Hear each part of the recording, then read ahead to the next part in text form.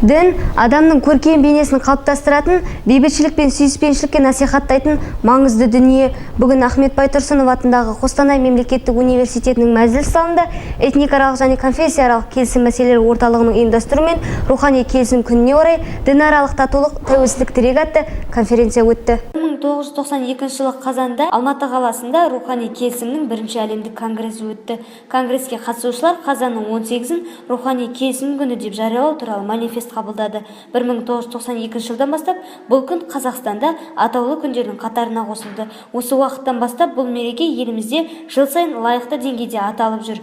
Аталмыш іс-шара биыл біздің университетімізде жалғасын тапты. Бұл жиынға университетіміздің оқу және білім проректоры Алмас Әбдісадықов, діни істер басқармасының бас маманы Нұрсұлтан Әбішев, Марал Ишан мешітінің наиб имамы Бақытжан Икрамұлы және университетіміздің белсенді студенттері қатысты. Бисмиллахир-рахманир-рахим. Бүгінгі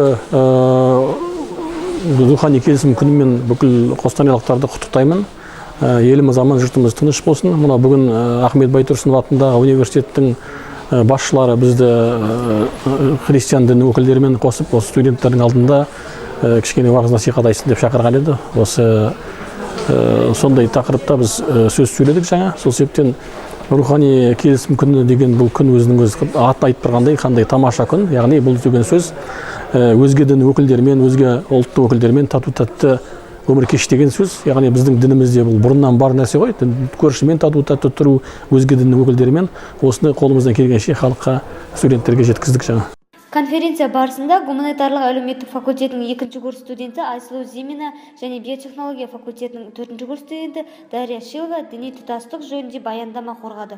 Студенттер аталмыш тақырып аясында көкейінде жүрген сұрақтарды қойып, көңіліне қонымды жауап алды.